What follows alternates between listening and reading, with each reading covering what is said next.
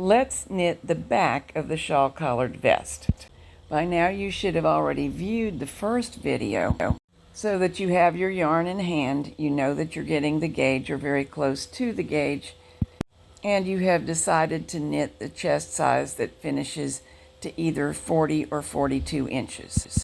The written version of this pattern is now in the Vests with Men in Mind book, and it includes many more sizes, all of which are made using the same techniques we'll be working on here.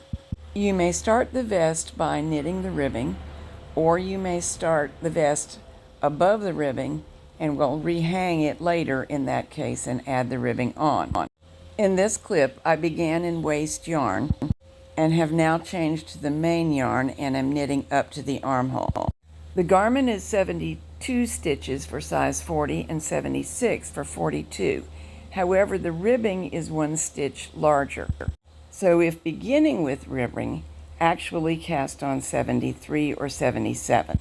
For Afterthought ribbing, 72 or 76. In this illustration, I have cast on in chain stitch and hung weights across so that I can then transfer to every other needle and use the ribber to create the ribbing at the beginning of the project. One might also choose to knit initial ribbing by using the tubular cast on and proceeding from there.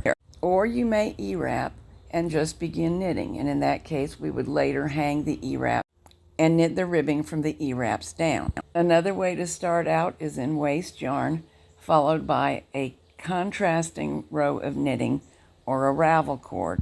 Choosing that method will mean that later we hang the first main yarn row and add the ribbing as an afterthought. Remember that if you're creating the short version, you probably will want to create your ribbing so that it is at a tight stitch size and will pull in. Probably not if you're knitting the long version. The ribbing is 16 rows long in either case. If you knit the ribbing first, decrease 1 stitch on one side only after completing the ribbing and before moving on to knitting the body of the vest. So we're knitting now from the top of the hem to the underarm, and for the short version of the vest, that should be 53 rows, 73 rows for tunic length. So whether you began with ribbing or you plan to add the ribbing later, knit either 53 or 73 rows to the underarm.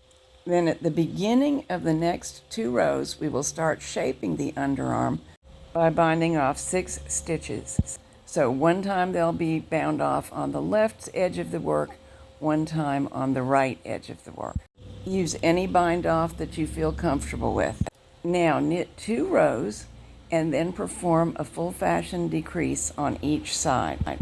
That is, lift the 2 edge stitches. I'm using a 3-prong tool to do it, but I'm only lifting 2, and move them over 1 needle space, so that the doubled up stitch ends up on the second stitch from the edge, not the very edge stitch. Repeat this operation 5 times for size 40, 6 times for size 42. Continue knitting straight until the row counter reads 104 for the regular length, just below the waist length, or 124 for tunic length. On this diagram, you can see the basic shape that we're knitting. Below the underarm, the fabric extends a good bit, and it's not represented in this picture. But we've done the underarm shaping, knitted the armhole straight, and now we want the shoulders to slant just a little bit to create a nice fit. So we will decrease gradually, bind off a few stitches at the beginning of the next 6 rows. For size 40, bind off 4 stitches 4 times and 5 stitches twice. For size 42, 4 stitches twice and 5 stitches 4 times. The remaining stitches belong to the back neck. Bind them off using any neat bind off that doesn't distort the knitting. Okay, that's it for today. You deserve a glass of wine. I'm positive you do.